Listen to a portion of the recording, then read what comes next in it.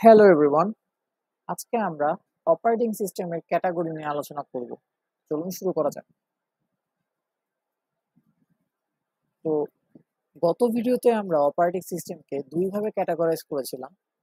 একটা ছিল ইউনিক্স এর সাথে সাদৃশ্যের বেসিসে, আর আরেকটা ছিল হচ্ছে প্ল্যাটফর্মের বেসিসে। তো প্ল্যাটফর্মের বেসিসে অপারেটিং সিস্টেম দুই ধরনের ছিল, একটা হচ্ছে মোবাইল, একটা হচ্ছে ডেস্কটপ। সিমিলারলি ইউনিক্স এর সাথে সাদৃশ্যের বেসিসে ছিল Unix like and Unix based. তো আজকে আমরা অপারেটিং সিস্টেমকে তার ক্যাপাবিলিটিস এবং ফাংশনালিটিস এর উপরে ক্যাটাগরাইজ করব। তো যে প্রধান টাইপগুলোতে আমরা অপারেটিং সিস্টেমকে ভাগ করতে পারি সেগুলো হচ্ছে batch operating system, multi programming operating system, time sharing operating system, multi processing operating system, distributed operating system, network operating system, real time operating system and embedded operating system. তো আজকে মূলত আমরা এই ব্যাচ, মাল্টি প্রোগ্রামিং এবং time sharing এই তিন ধরনের operating system নিয়ে কথা বলবো। তো এই ব্যাচ অপারেটিং সিস্টেম কিন্তু one of the earliest type of operating system. তো এটা কিভাবে কাজ করতো?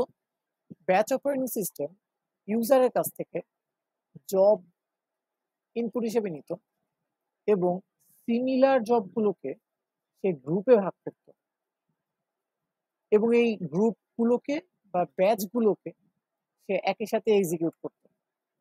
একটা উদাহরণ দিলে আশা করি বিষয়টা একটু ক্লিয়ার হবেন।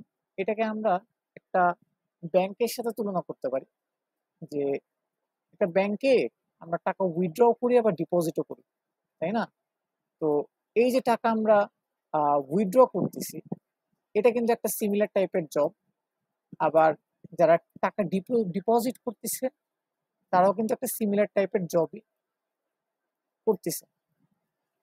তো আমরা অ্যাকচুয়ালি কি করি, যারা টাকা উইথড্র করতে যায় তারা একই লাইনে দাঁড়াই বা একই গ্রুপ আকারে আমরা দাঁড়াচ্ছি, আর যারা টাকা ডিপোজিট করছে তারাও কিন্তু ওই একই লাইনে বা একটা একই গ্রুপে বা একটা একই ব্যাচ আকারে দাঁড়াচ্ছে। কিন্তু এখানে যে ব্যাপারটা হচ্ছে যে এখানে ব্যাংকের কর্মকর্তা আছে একজন, ঠিক আছে? ধরে নেন যে এখানে ব্যাংকের কর্মকর্তা একজন আছে, তো একজনই এই দুইটা গ্রুপকেই সার্ভ করবে। যারা উইথড্র করতে আসছে তাদেরও সার্ভ করবে, আবার যারা ডিপোজিট করতে এসেছে তাদেরও সার্ভ করবে। তাহলে এই একজন আসলে কিভাবে এই দুইটা আলাদা গ্রুপকে হ্যান্ডেল করতে পারে? সাপোজ সে প্রথমে একটা সিমিলার ব্যাচ বা একটা সিমিলার গ্রুপ অফ জব বা ব্যাচ, যেটা হচ্ছে উইথড্র, সেটাকে সে সাপোজ হচ্ছে ফার্স্টে সার্ভ করবে। তো প্রথমে যে এক নম্বরে যে কাস্টমারটা আছে, প্রথমে আহ, এই লোকটা সেই কাস্টমারের কাজটা কমপ্লিট করে দেবে, তারপরে যে দুই নম্বরে আছে তারটা, তারপরে তিন নম্বরে যে আছে তারটা। এইভাবে সে সিরিয়ালি ওয়ান বাই ওয়ান জবগুলোকে এক্সিকিউট করবে। এরপর যখন এই ব্যাচের কাজ শেষ হয়ে যাবে তখন সে যাবে সেকেন্ড ব্যাচের কাছে এবং সেখানে ডিপোজিট গ্রুপে যারা যারা আছে তাদের কাজগুলো সে ওয়ান বাই ওয়ান এক্সিকিউট করে দেবে। আশা করি এখান থেকে আপনারা ব্যাচ অপারেটিং সিস্টেম সম্পর্কে একটু ধারণা পেয়েছেন। আর আরেকটা গুরুত্বপূর্ণ বিষয় সেটা হচ্ছে যে batch operating system direct user interaction ছাড়াই কাজ করে। তো এই জিনিসটা আমরা পরবর্তীতে দেখব যে অ্যাকচুয়ালি এটা আসলে কিভাবে ইউজার ইন্টারাকশন ছাড়া কাজ করে। তো আমরা গত ভিডিওতে কিন্তু একটা ওয়ার্ড সম্পর্কে পরিচিত হয়েছিলাম, সেটা হচ্ছে প্রসেস। প্রসেস কি ছিল? যে কোন একটা প্রোগ্রাম আন্ডার এক্সিকিউশন, সেটাই কিন্তু প্রসেস। তাহলে আমরা কেন ব্যাচ অপারেটিং সিস্টেম এর ক্ষেত্রে কাজগুলোকে জব বলছি, প্রসেস না বলি? তো এর পিছিয়ে আসলে একটা হিস্টোরিক্যাল কনটেক্সটও আছে। তো একটা আর্লি কম্পিউটারের কথা যদি আমরা চিন্তা করি, IBM 650, তো এই ধরনের কম্পিউটারে কাজগুলো আমরা আসলে পাঞ্চ কার্ড আকারে ইনপুট করতাম, ঠিক আছে? তো তখন এই কাজগুলোকে অ্যাকচুয়ালি জব বলা হতো। আর এই ধরনের যে কম্পিউটারগুলো ছিল এগুলো কিন্তু ছিল নন ইন্টারেক্টিভ। ঠিক আছে, এগুলো ছিল নন ইন্টারেক্টিভ। তো নন ইন্টারেক্টিভ বলতে আসলে আমি কি বোঝাচ্ছি, ধরেন একটা এটিএম মেশিন। তো একটা এটিএম মেশিনের থেকে আপনি যখন টাকা উঠাতে যান তখন কিন্তু এই এটিএম মেশিনটার সাথে আপনার ইন্টারাকশন করতে হয়। তো টাকা ওঠানোর স্টেপ গুলো কি, যে আপনি একটা এটিএম কার্ড ইনসার্ট করেন, তারপরে পিনটা বসান, এরপরে আপনি কত টাকা উইথড্র করবেন সেই অ্যামাউন্টটা লিখে দেন, তারপরে আপনার ক্যাশ বের হয়ে আসে মেশিন থেকে, তাই না? তার মানে এই মেশিনটা কিন্তু ইন্টারাক্টিভ। বাট মানে আর্লি কম্পিউটার গুলো কিন্তু আসলে ইন্টারাক্টিভ ছিল না। ঠিক আছে, তো সেক্ষেত্রে আমরা কি করতাম, আমরা কম্পিউটারকে জব ধরিয়ে দিতাম এবং কম্পিউটার সে জবগুলোকে এক্সিকিউট করতো। তাহলে এই জব আর প্রসেসের মধ্যে আসলে পার্থক্যটা কোথায়, সেই জিনিসটা আমরা একটু দেখে নিই। যে জব কিন্তু তিনটা জিনিসের কম্বিনেশনে তৈরি। এক হচ্ছে প্রোগ্রাম, দ্বিতীয়ত ইনপুট ডেটা এবং তৃতীয়ত কন্ট্রোল ইনস্ট্রাকশন। সাপোজ আপনার দুটো সংখ্যা যোগ করতে হবে, 2+3। তো যদি আমরা প্রসেসের কনটেক্সটে কথা বলি, তো আপনি একটা প্রোগ্রাম রান করলেন, একটা ইএক্সি ফাইল সাপোজ আপনি রান করলেন, করার পরে আপনার যে কমান্ড প্রম্পটে আসবে যে দুইটা সংখ্যা তুমি ইনপুট দাও, তখন আপনি 2 দিলেন, এরপরে 3 দিলেন, 3 দিয়ে এন্টার করলেন, এবং তারপর আপনার প্রোগ্রামটা এক্সিকিউট করে আপনাকে 5 আউটপুট দেখিয়ে দিল। কিন্তু জবের ক্ষেত্রে কিন্তু এরকম ইন্টারেক্টিভ সিচুয়েশন ছিল না। মানে আপনার কাছে কিন্তু ইনপুটটা চাওয়া হতো না যে আপনি ইনপুট দেন। তো ওই ক্ষেত্রে আমার ইনপুটটা এই জবের ভিতরে আগে থেকেই লিখে দিতে হতো। তাহলে এই ক্ষেত্রে আসলে জবটা কেমন হতো সেটা যদি আমরা একটু দেখি, যে এই প্রোগ্রামের জায়গায় থাকতো আমাদের ক্যালকুলেটর প্রোগ্রামটা, ইনপুটের জায়গায় থাকতো আমাদের 2 and 3, অ্যান্ড কন্ট্রোল ইনস্ট্রাকশনের জায়গায় থাকতো আমাদের অ্যাডিশন ইনস্ট্রাকশন, অ্যাড। তো এভাবে আপনি আপনার প্রোগ্রাম, কন্ট্রোল ডেটা এবং কন্ট্রোল ইনস্ট্রাকশন তিনটাকে একত্রিত করে একটা জব তৈরি করতেন, এবং এই জবটাকে আপনি আপনার সিপিইউর কাছে দিয়ে দিতেন। সিপিইউ এই জিনিসটাকে একবারেই এক্সিকিউট করত, আলাদা করে ইনপুট দেওয়ার কিন্তু সুযোগ ছিল না। তো জবগুলোকে আসলে আমরা কিভাবে সিপিইউতে ইনপুট করতাম, তো যে যা বলেছিলাম আগে আর কি, যে আর্লি কম্পিউটার গুলো কিন্তু পাঞ্চ কার্ডের মাধ্যমে ইনপুট নিত। পাঞ্চ কার্ড আমরা আসলে ম্যানুয়ালি কিংবা মেশিনের মাধ্যমে এই কার্ডগুলোকে পাঞ্চ করতে পারতাম। তো একটু লক্ষ্য করলে দেখতে পারবেন যে পাঞ্চ কার্ডে এই যে পোর্শন গুলো, এগুলো কিন্তু গ্যাপ। আবার এই যে পোর্শন গুলো বা নাম্বারড যে পোর্শন গুলো, এগুলো কিন্তু গ্যাপ না।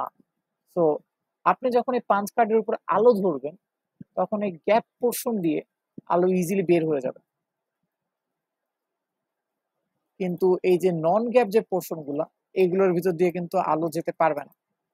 তো যেখান দিয়ে আলো যেতে পারছে সেখানে আমরা 1 ধরতে পারি, আর যেখানে আলো যাচ্ছে না সেখানে আমরা ধরতে পারি হচ্ছে 0। তো এইভাবেই এই পাঞ্চ কার্ডে মেশিন ল্যাঙ্গুয়েজে 1010 যে কাজটি অ্যাকচুয়ালি আমাদের করাতে হবে আর কি, সেই কাজটা আমরা মেশিন ল্যাঙ্গুয়েজে লিখে আমাদের সিপিইউকে বা আমাদের কম্পিউটারকে ইনপুট হিসেবে দিতাম। তো ব্যাচ অপারেটিং সিস্টেম তাহলে আসলে কিভাবে কাজ করে? তো ধরেন আমাদের এখানে 3টা ইউজার আছে, ইউজার 1, ইউজার 2 এন্ড ইউজার 3। তো ইউজার 1 যে কাজটা করাতে চাচ্ছে সেটা হচ্ছে সি প্লাস প্লাসে লেখা, অ্যান্ড ইউজার 3ও অ্যাকচুয়ালি সি প্লাস প্লাসেই তার কাজটা করাতে চায়। যে ইউজার 2 তার কাজটা সি শার্পে করাতে চাচ্ছে। তাহলে এই ইউজাররা প্রথমত তাদের টাস্কটা সাবমিট করবে একজন অপারেটরের কাছে। এই যে বলেছিলাম না যে আমাদের অপারেটিং সিস্টেমটা আসলে ইন্টারেক্টিভ না, কারণ আমরা কিন্তু টাস্কগুলো অপারেটরের কাছে সাবমিট করব এবং এই অপারেটর পরবর্তীতে এই টাস্কগুলো আমার সিপিইউ কে দিয়ে এক্সিকিউট করিয়ে নেবে। তো অপারেটর এখন কি করবে? অপারেটর সিমিলারিটি বেসিসে এই জবগুলোকে ব্যাচে বিভক্ত করবে। তো আমার সি প্লাস প্লাসের যে জবগুলো ছিল তাদের সাপোজ সে হচ্ছে ব্যাচ 1-এ দিয়ে দিল সি প্লাস প্লাস, আর সি শার্পের যে জবটা ছিল সেটাকে সে ব্যাচ 2-তে দিয়ে দিল, এবং ফাইনালি এই ব্যাচগুলো সে কম্পিউটারের কাছে সাবমিট করে দিবে। আর কম্পিউটার বা আমাদের সিপিইউ এই কাজগুলো কমপ্লিট করে আউটপুট প্রদান করবে।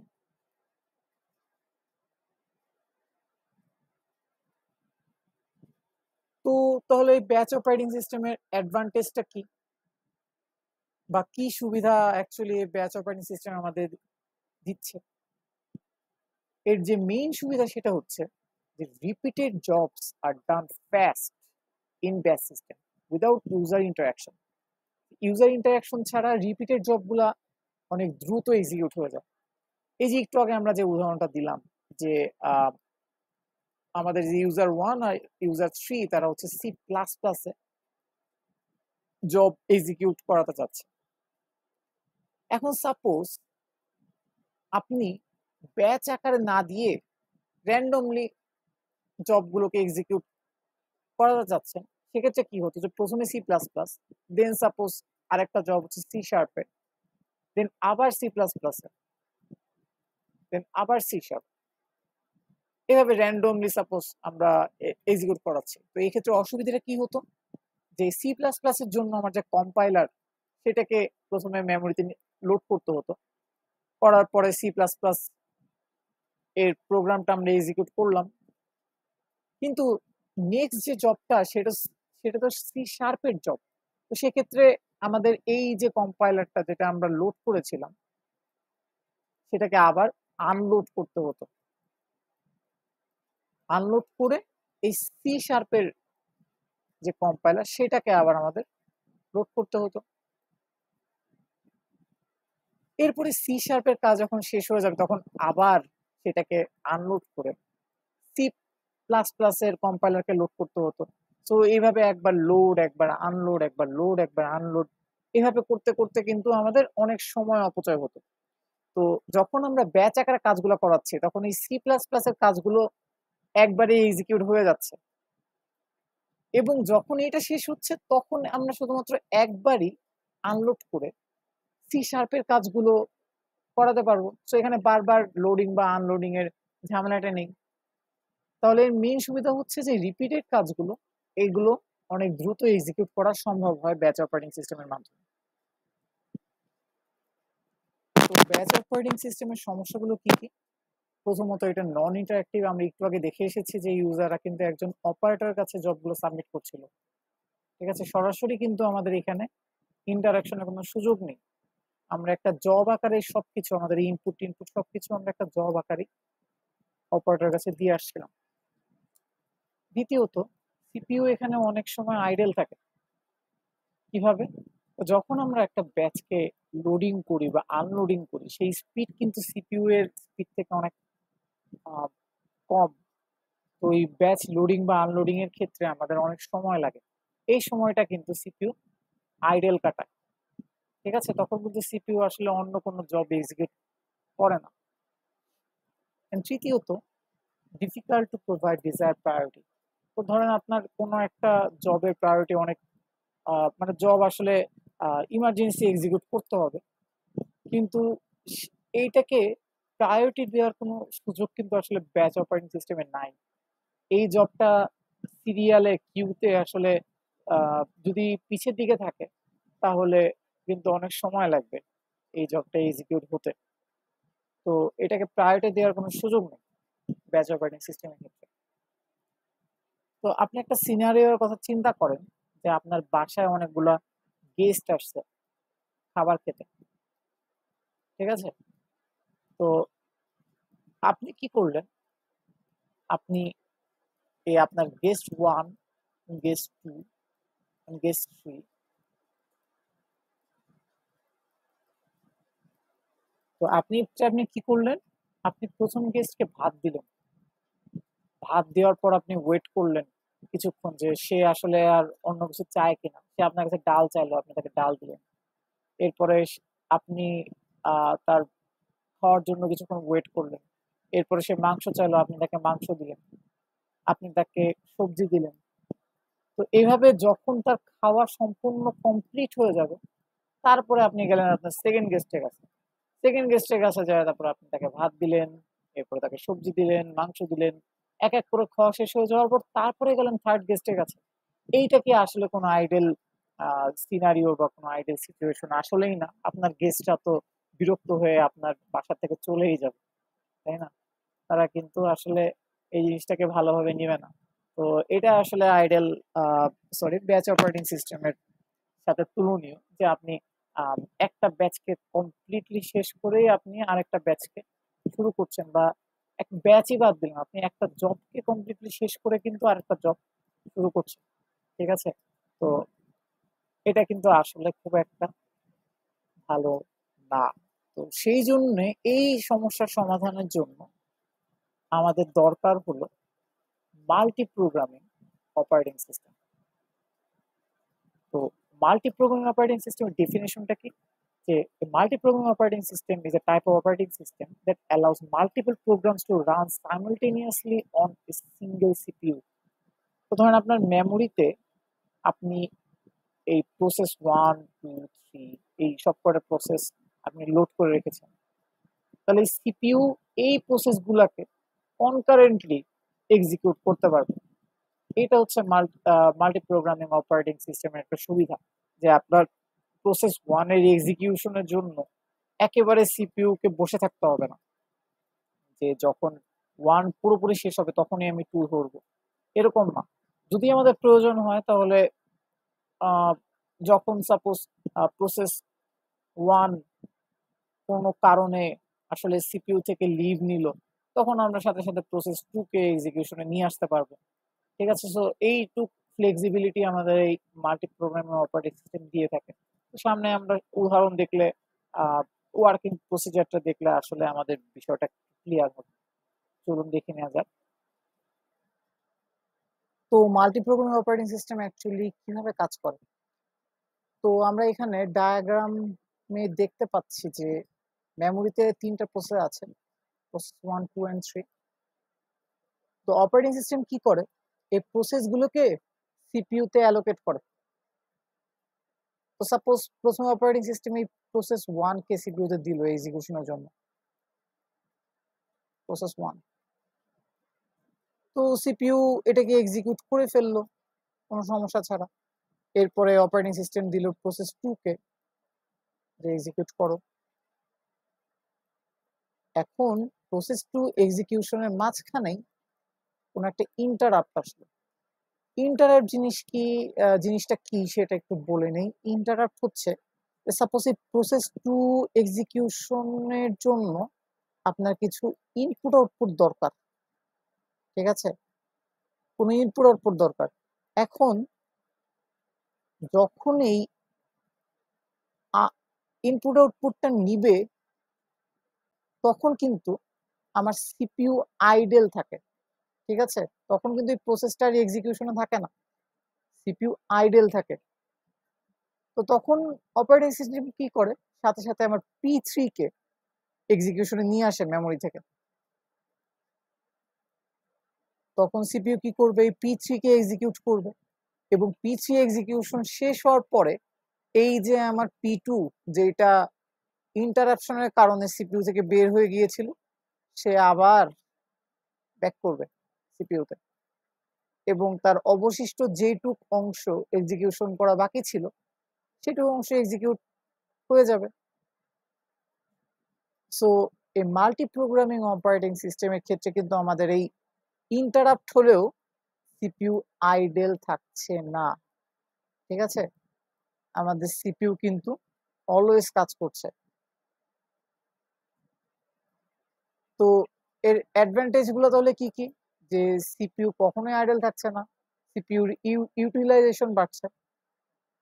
আর যেহেতু আমার মেমোরিতে অনেকগুলো প্রসেস আগে থেকে প্রেজেন্ট আছে, সো যখনই আমার কোনো একটা ইন্টারাপশন আসছে তখনই আমরা অন্য একটা প্রোগ্রাম এক্সিকিউশনের মাধ্যমে এই থ্রুপুটটাকে বৃদ্ধি করছি এবং সিপিইউর আইডল টাইমও অবশ্যই আমরা কমাতে সক্ষম হচ্ছি এই মাল্টি প্রোগ্রামিং অপারেটিং সিস্টেমের সাহায্যে। আর মাল্টি প্রোগ্রামিং অপারেটিং সিস্টেমেরও আসলে কিছু অসুবিধা আছে। তো এই কনস গুলো কি কি? যখন হিউজ নাম্বার অফ জব আসলে আমার এক্সিকিউট করাইতে হবে, তখন লং টার্ম জব গুলো এক্সিকিউশনে আসলে একটু সময় বেশি লাগে। তো এই লাইনটা দ্বারা আসলে কি বোঝাচ্ছে? তো ধরেন আপনার রেস্টুরেন্টে অনেকগুলা খাবারের অর্ডার আসছে, তো কেউ হয়তো শুধুমাত্র ফ্রেঞ্চ ফ্রাই অর্ডার দিছে, কেউ হয়তো শুধুমাত্র একটা কফি অর্ডার দিছে, কেউ হয়তো শুধুমাত্র একটা চা অর্ডার দিছে, আবার কেউ অর্ডার দিয়েছে আপনার একটা ফুল কোর্স মিল। তো আপনার এই যে ফ্রেঞ্চ ফ্রাই তৈরি করতে তো অনেক কম সময় লাগবে, সাপোজ 5 মিনিট, কফি তৈরি করতে 1 মিনিট, টি তৈরি করতে সাপোজ 1 মিনিট, বাট আপনার এই ফুল কোর্স মিল তৈরি করতে সাপোজ আপনার 15 মিনিট সময় লাগছে। কিন্তু এই ফুল কোর্স মিলের অবস্থানটা একটু খেয়াল করেন, এটা কিন্তু কিউতে অনেক পিছিয়ে আছে। সো এই লং টার্ম জব যেটা কিউতে পিছায় আছে, এই জবটাকে কিন্তু অনেক সময় অপেক্ষা করতে হবে এক্সিকিউশনে আসার জন্য, তাই না? সো যখন এরকম অনেকগুলো জব থাকে তখন এই লং টার্ম জবগুলো আসলে একটু ঝামেলায় পড়ে যায় মাল্টি প্রোগ্রামিং অপারেটিং সিস্টেমের ক্ষেত্রে। এবং তাছাড়াও এই এতগুলো প্রসেস একের সাথে ট্র্যাক করাও আসলে একটু কঠিন। যে কেউ হয়তো কোন একটা প্রসেস হয়তো এই ইন্টারাপ্টের কারণে আপনার সিপিইউ থেকে বের হয়ে গেল, তখন আপনি অন্য একটা প্রসেস আনলেন, আবার ওই প্রসেসও যদি ইন্টারাপ্টের কারণে বের হয়ে যায়, তো এই জিনিসগুলোকে আসলে মেনটেন করা বা ট্র্যাক করা একটু কঠিন।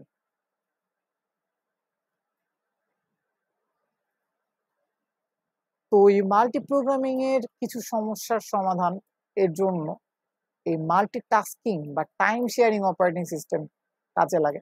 তো মাল্টি প্রোগ্রামিং এর ক্ষেত্রে আমরা একটা সমস্যা দেখে এসেছিলাম, সেটা হচ্ছে যে আমার যে লং টার্ম জবগুলো সেগুলো আসলে অনেকক্ষণ ধরে ওয়েট করছে। তো এই সমস্যাটার সমাধান আসলে করতে পারে হচ্ছে মাল্টিটাস্কিং বা টাইম শেয়ারিং অপারেটিং সিস্টেম। তো আমরা প্রথমে একটু ডেফিনেশনটা দেখে নিই যে time sharing operating system is operating system that design that allows multiple users or processes to concurrently share the same system resources such as CPU, memory and peripheral। অর্থাৎ আমি যদি ইউজারের কথা বলি, মাল্টিপল ইউজার বা মাল্টিপল প্রসেস, তো এরা এই CPU টাইমটাকে share করে নেবে। সিপিইউ সাপোজ প্রথম 2 সেকেন্ড দিল আমার ইউজার 5 কে, পরে 2 সেকেন্ড দিল ইউজার 6 কে, তারপরে 2 সেকেন্ড দিল আমার এই ইউজার 1 কে। এভাবে এই ইউজাররা বা প্রসেসরা টাইম শেয়ারিং এর মাধ্যমে সিপিইউ এর অ্যাক্সেস পাবে। ঠিক আছে? তো একটা উদাহরণের মাধ্যমে আমরা আসলে বিষয়টাকে একটু ক্লিয়ারলি বুঝতে পারবো। তার আগে আরেকটা বিষয়, সেটা হচ্ছে যে মাল্টি প্রোগ্রামিং যে আমার অপারেটিং সিস্টেমটা ছিল সেটা কিন্তু সাধারণত নন প্রিমিটিভ। তো নন প্রিমিটিভ মানে অ্যাকচুয়ালি কি, যে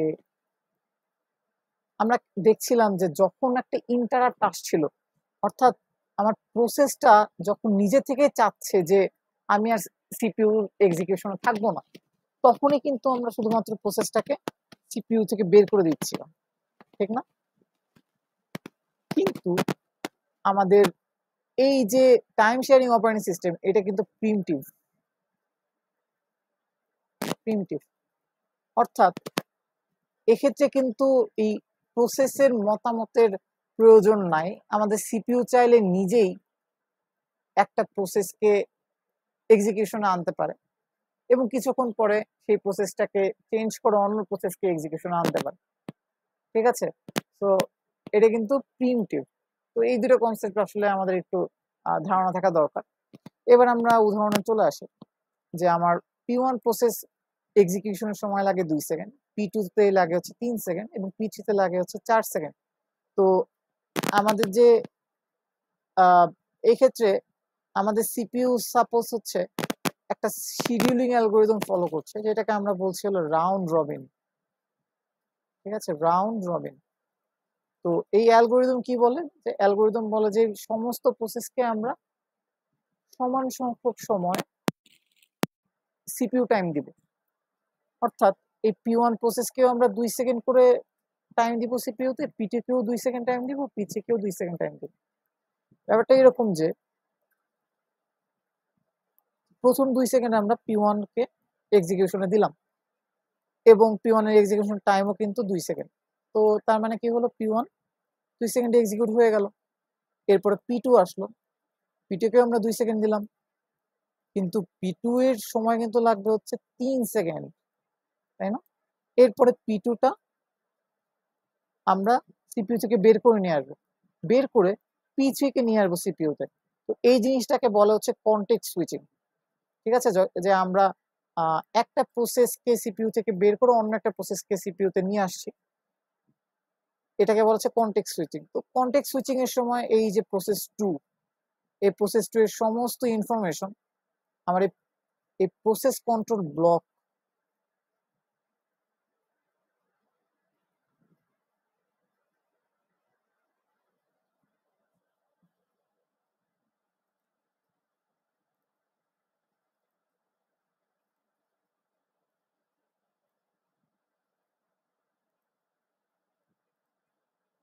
কিন্তু এই সেভ করে রাখতে হবে। ঠিক আছে, যাতে আমি পরবর্তীতে এই যে আমার অবশিষ্ট 1 সেকেন্ড কমপ্লিট করার জন্য আবার সিপিইউতে P2 কে ব্যাক করায় নিয়ে আসতে পারি। ঠিক আছে, তো এগুলো কিন্তু সেভ করে রাখতে হবে। তো এই সম্পর্কে আমরা পরবর্তীতে বিস্তারিত জানতে পারবো যখন আমরা শিডিউলিং অ্যালগোরিদম গুলো পড়বো। যাই হোক, তো 2 সেকেন্ড পরে আমরা P3 কে এক্সিকিউশনে আনলাম এবং P3 ও তার 2 সেকেন্ড কমপ্লিট করলো। তাহলে P3 এর অবশিষ্ট কয় সেকেন্ড আছে, আরো 2 সেকেন্ড বাকি আছে, এবং P2 এর আছে হচ্ছে 1 সেকেন্ড। তাহলে আমরা P2 কে আবার আনবো সিপিইউতে এবং ওর যে 1 সেকেন্ড প্রাপ্য ছিল সেই 1 সেকেন্ড আমরা ওকে দিয়ে দিলাম। ঠিক আছে, তাহলে P2 এর এক্সিকিউশন কমপ্লিট।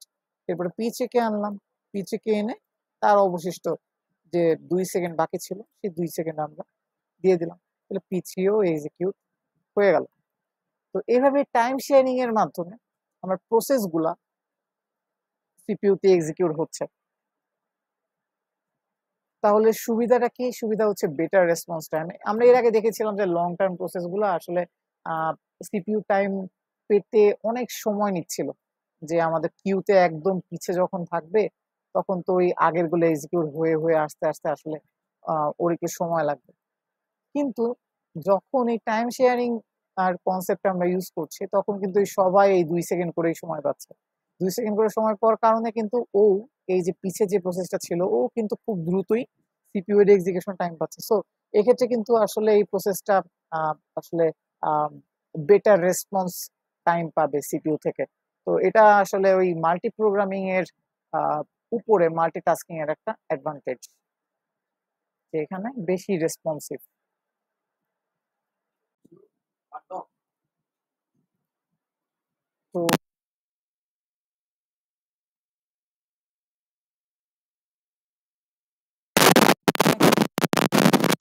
তো আমি একটু আগে দেখেছি যে টাইম শেয়ারিং অপারেটিং সিস্টেমে প্রসেসগুলো টাইম শেয়ার করে, সিপিইউ টাইমটাকে শেয়ার করে নেয়, তাই না? যে এই P1 আমি সাপোজ হচ্ছে 4 সেকেন্ড লাগে এক্সিকিউট হতে, কিন্তু আমি 2 সেকেন্ডে আমি রান করছি। এরপর আমি সুইচ করে চলে যাচ্ছি P2-তে, P2-তে গিয়ে P2-কে আমি আবার 2 সেকেন্ডের জন্য এক্সিকিউট করছি। এরপরে আমি আবার P1-এ সুইচ করলাম। তো এভাবে কিন্তু আমরা টাইম শেয়ার করে প্রসেসগুলোকে এক্সিকিউট করি। তো এই যে যখন আমি এই P1 প্রসেস থেকে P2 প্রসেসে সুইচ করছি, এই জিনিসটা কিন্তু কনটেক্সট সুইচিং। তো কনটেক্সট সুইচিং কিন্তু একটা heavy weight operation. Context switching এর সময় আমার এই P1 এর যে স্টেট সেগুলো হচ্ছে P1 এর পিসিবি বা প্রসেস কন্ট্রোল ব্লকে সেভ করে রাখতে হয়। ঠিক আছে, প্রসেস কন্ট্রোল ব্লকে আমরা এগুলোকে সেভ করে রাখি, এর স্টেট কিংবা এই প্রসেসটা যে ভ্যালুগুলো নিয়ে কাজ করছিল, এই সমস্ত ইনফরমেশন আমরা এর পিসিবিতে সেভ করে রাখি। এরপরে আমরা P2 কে সিপিইউতে লোড করি, P2 এর কাজ করি। আবার কিন্তু পুনরায় যখন P2 কে আমরা সিপিইউতে আনি তখন কিন্তু এই পিসিবি থেকে ইনফরমেশন আবার সিপিইউতে লোড করি। তো এই কনটেক্সট সুইচিং আসলে একটা ওভারহেড তৈরি করে, ঠিক আছে, একটা পারফরমেন্স ওভারহেড তৈরি করে। যেহেতু আমরা ফ্রিকুয়েন্টলি বারবার এই প্রসেসগুলোর মধ্যে সুইচিং করতে হচ্ছে, তো সেইটা আমার ইউজার এক্সপিরিয়েন্সকে ব্যাহত করে এবং একই সাথে ওভারঅল পারফরমেন্সও ডিগ্রেড করে। তো এটা ছিল মাল্টিটাস্কিং বা টাইম শেয়ারিং অপারেটিং সিস্টেমের সমস্যা। তো এর সমাধান কি হতে পারে, যে আমরা এভাবে কনকারেন্টলি প্রসেসগুলোকে এক্সিকিউট না করে, অর্থাৎ একটার পর একটা এই প্রসেসগুলোকে এক্সিকিউট না করে আমরা যদি প্যারালালি প্রসেসগুলোকে এক্সিকিউট করতে পারতাম, তাই না, তাহলেই কিন্তু আমাদের এই সমস্যাটা সমাধান হয়ে যেত। তো এর জন্য আমাদের মাল্টি প্রসেসিং অপারেটিং সিস্টেম লাগবে, যেটা আমরা পরবর্তী ভিডিওতে আলোচনা করব।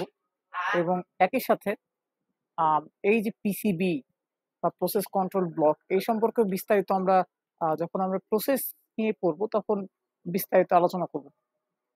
তো ভিডিওটি যারা দেখেছেন তাদের সবাইকে ধন্যবাদ। আসসালামু আলাইকুম।